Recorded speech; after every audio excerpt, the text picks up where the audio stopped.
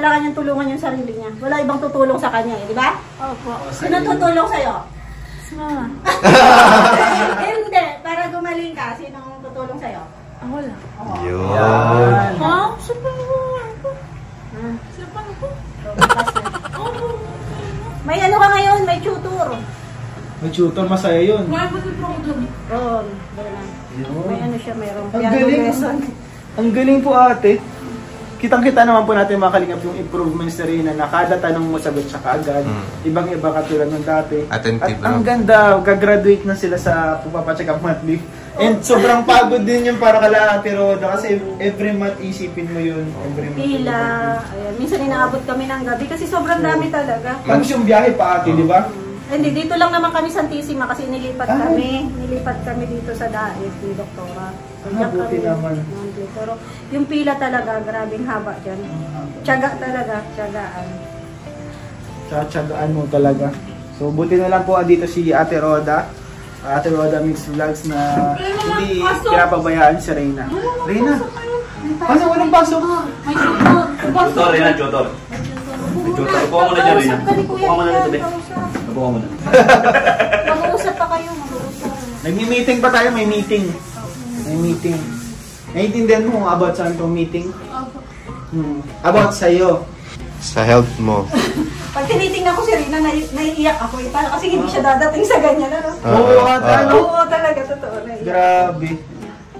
Oo, tingin si Rina eh. Galing-galing naman. Malayong-malayo na siya sa dati. Malayo talaga ate, promise. Diba ate, tanda mo dati nung pag binibisita ka namin dito, parang sabi mo parang napapagod ka na din. Siyempre, sobrang hirap.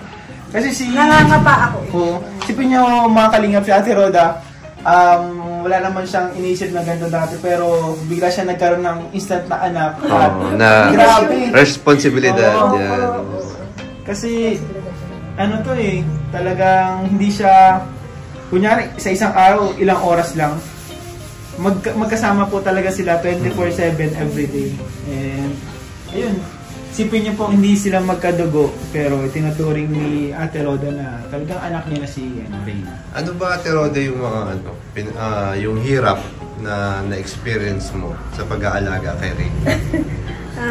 Ayan. Ako dapat talaga magpa-interview na yan talaga. Hirap, marami. Ayan, saksi si Juan.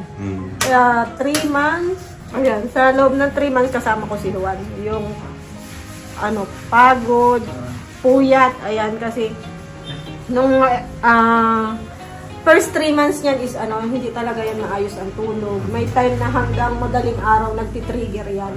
Yung akala mo tapos na yung trigger niya and then madaling araw uulit na naman yun. Siyempre kakabahan ako baka anong mangyari, diba? Kasi nasa akin yan, nasa puyat ko. Kaba talaga, pagod, puyat. And yun eh, yung talaga yung parang paulit-ulit kasi ako nasasabihin sa kanya, sakripisyo sa sa pagma-mindset sa kanya na kailangan ganito, kailangan ganito. Yun. Pagpapaliwanag, Oo, no? pagpapaliwanag. Kailangan ipaliwanag ko sa kanya ng paulit-ulit para maintindihan niya kung ano na siyang, kung ano yung mangyayari sa kanya sa kinabukasan. Para maihanda ko siya sa future niya kasi hindi man habang panahon kasama niya ako. Kaya kasi syempre po mga kalingap si Ate Roda, ito may sariling buhay din po si Ate Roda. And sa totoo lang, yung nangyari, yung buhay niya, ay naging serena na. Naging serena na po yung buhay niya ngayon. Everyday, syempre, hindi naman po pwedeng pabayaan si Reyna. Ang lang ngayon is talaga yung, naiiwanan ko na siya. Dati hindi ako nakakapag-scout. Siya nga ate, hindi ako nakakapag-scout dati. Ngayon nakakaalis na ako, nakakapag-scout ako, naiiwanan ko na siya. At saka naiintindihan niya na nagbablog ako. Pag tinanong mo, si mama mo nagbablog, sabi niya. Tapos, alam din niya na na kapag may pasok sa school siya, kapag walang pasok, pwede siya sumama sa akin. Napansin ko ate kanina, alam niya na yung araw, alam niya walang pasok ngayon.